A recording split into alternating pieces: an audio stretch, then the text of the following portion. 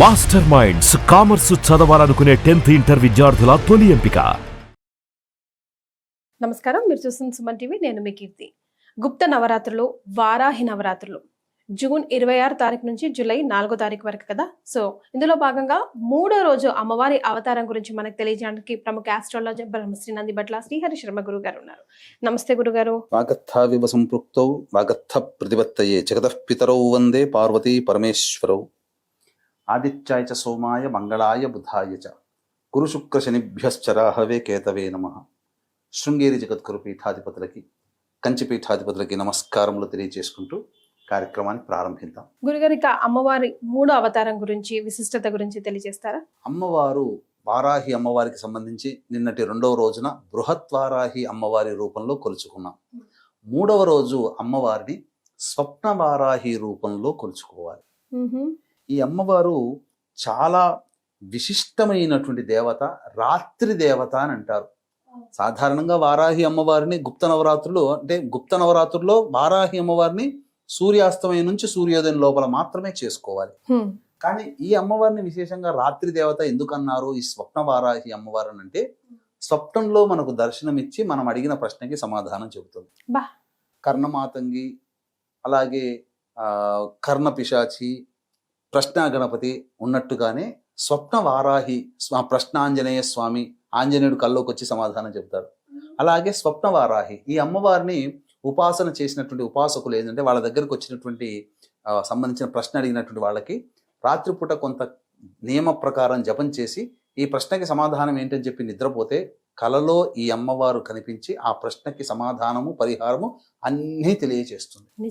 నిజంగా అమ్మా, స్వప్నవారాహి మంత్రదేవత యొక్క విశిష్టతే ఇది. తర్వాత ఈ అమ్మవారు లక్ష్మీ అమ్మవారి అంటే వారాహి అమ్మవారి అంటే లక్ష్మీ అమ్మవారే కదా. వారాహి అమ్మవారి యొక్క ప్రసిద్ధమైనటువంటి అవతారం ఈ స్వప్న వారాహి అమ్మవారు. తర్వాత విష్ణువు వరాహ రూపాన్ని ఎత్తితే లక్ష్మి స్త్రీ వరాహ రూపంలో ఈ వరాహ రూపంలోనే ఉంటుంది. అంతేకాకుండా ఈ అమ్మవారు చీకటి మేఘాలతో కప్పబడి ఉంటుంది అని చెప్పబడింది.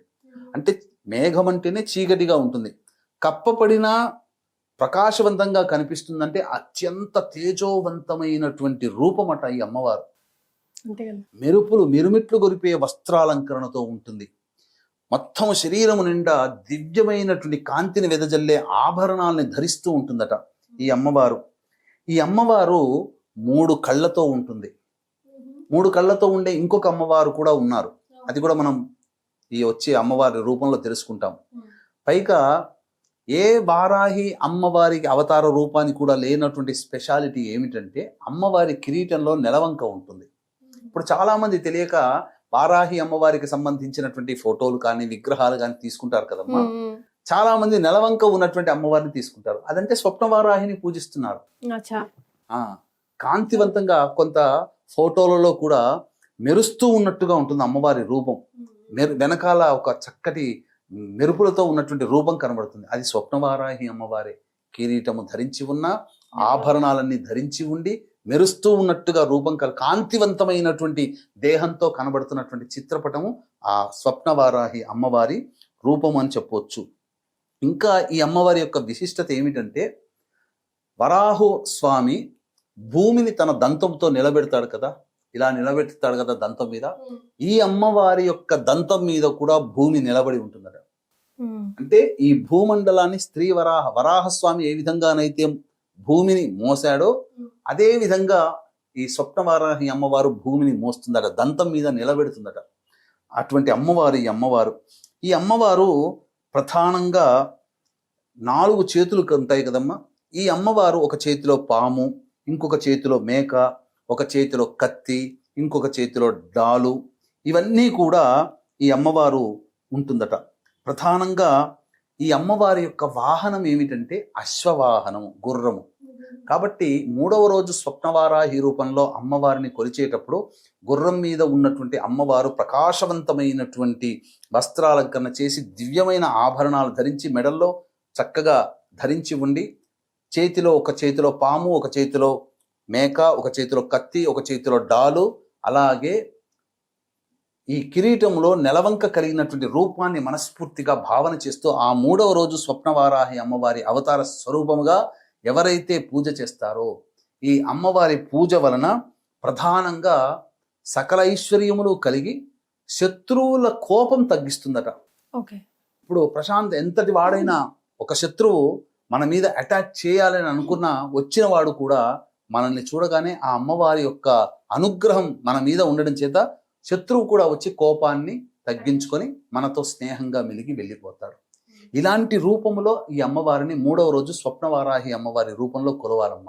అంతేకాకుండా వీక్షించేటువంటి ప్రేక్షకుల్లో చాలామంది ఈ యొక్క ప్రతిరోజు కూడా అమ్మవారిని విశేషంగా పూజ చేసుకుంటారు. ఎంత పూజ చేసినా ఈ సంబంధించినటువంటి హోమము జరిగితేనే, పూర్ణాహుతి జరిగితేనే ఆ పూజకి సంపూర్ణమైనటువంటి ఫలితం. కాబట్టి అటువంటి సంపూర్ణంగా ఆ హోమ పూర్ణాహుతి కూడా కావాలనుకునే వాళ్ళు, ఇప్పుడు అవకాశం లేకపోయిందే, మాకు సమయం కలిసి రావట్లేదు, పూజ చేసుకోలేకపోతున్నాము, ఏంటి మళ్ళీ ఇంకొక విధానం ఏంటి, ఏ విధంగానైతే అమ్మవారి అనుగ్రహం కలుగుతుందని ఆరాటపడేటువంటి వాళ్ళకందరికీ కూడా చక్కటి తరుణోపాయం. జూలై 5వ తారీఖు దశమి స్వాతి నక్షత్రం కలిసినటువంటి పుణ్యతిథి రోజున మధ్యాహ్నం 3 గంటలకి మన పీఠం ఆధ్వర్యంలో ఈ 9 వారాహి అమ్మవార్లకి సంబంధించినటువంటి 9 హోమాలు శశాస్త్రీయంగా జరిపించడం జరుగుతుంది. మధ్యాహ్నం 12 గంటల లోపల ఆ రోజు మీరు గోతనామాలు నమోదు చేసుకోవచ్చు. ఈ కార్యక్రమంలో పాల్గొన్నటువంటి వాళ్ళకి శక్తిపాతము చేయబడినటువంటి శంకరుంగలి మాలని ఇవ్వడం జరుగుతుంది. రైట్. మరి ఎలాంటి నైవేద్యం సమర్పించాలి గురుగారు 3వ రోజున? ఈ అమ్మవారికి బెల్లముతో చేసినటువంటి పాయసాన్నము మరియు కొబ్బరితో చేసినటువంటి అన్నము, కొబ్బరి అన్నం అంటారు కదా, అది అమ్మవారికి నైవేద్యంగా పెట్టాలి. ఇంకొక విశేషం కూడా ఉందమ్మా. ప్రత్యేకమైన విశేషం ఏంటంటే ఈ వారాహి నవరాత్రులు ప్రారంభమయ్యేది ఆరుద్ర నక్షత్రం. 10వ తేదీ అనగా శుక్రవారం నాడు అమ్మవారి ఉద్వాసన చెయ్యకూడదు కాబట్టి శనివారం నాడు దశమి తిథి రోజున ఉద్వాసన చెయ్యాలి. కానీ ఆ శనివారం దశమి తిథి రోజున ఉన్నది కూడా స్వాతి నక్షత్రం. అంటే ప్రారంభించే రోజు సమాప్తమయ్యే రోజు రెండూ కూడా రాహు నక్షత్రాలే. ఈ వారాహి అమ్మవారి రూపం కూడా రాహుస్వరూపం. ఎందుకంటే సగం వరకు దేహమే మానవ రూపం, మిగతాదంతా మరి ఒక రూపం. రాహు కూడా మొండె రూపం వరకే రాహు, తలకాయ రాహుది కాదు. కాబట్టి ఈ రాహు నక్షత్రంలో ప్రారంభమై రాహు నక్షత్రంలో నవరాత్రులు సమాప్తమవుతున్నాయి. కాబట్టి ఎవరైనా ఈ వారాహి అమ్మవారిని చేసుకుంటే ఖచ్చితంగా ఈ సంవత్సరం అంటే 2025 చెడు కాలం చూస్తున్నాం. ప్రపంచమంతా హాహాకారాలు చేస్తున్న యుద్ధాల వాతావరణం, ఆస్తి నష్టం, జన నష్టం జరుగుతుంది, ప్రకృతి విపత్తులు వస్తున్నాయి. అటువంటి సమయంలో ఈ అమ్మవారిని ఆరాధన చేయడం ద్వారా మనం రక్షింపబడతాము, దైవానుగ్రహం మనకు కలుగుతుంది, మనకు మన కుటుంబానికి కలుగుతుంది. ఇటువంటి అద్భుతమైనటువంటి కలయికలు కలిగినటువంటి రోజు కాబట్టి చక్కగా ఆచరించండి, తరించండి. చాలా సంతోషం గురుగారు. కులంకుశంగా ప్రతి ఒక్కటి కూడా వారాహి అమ్మవారికి సంబంధించి వివరించారు. ధన్యవాదాలు. సర్వం శ్రీ ఉమామహేశ్వర పరబ్రహ్మార్పణమస్తు.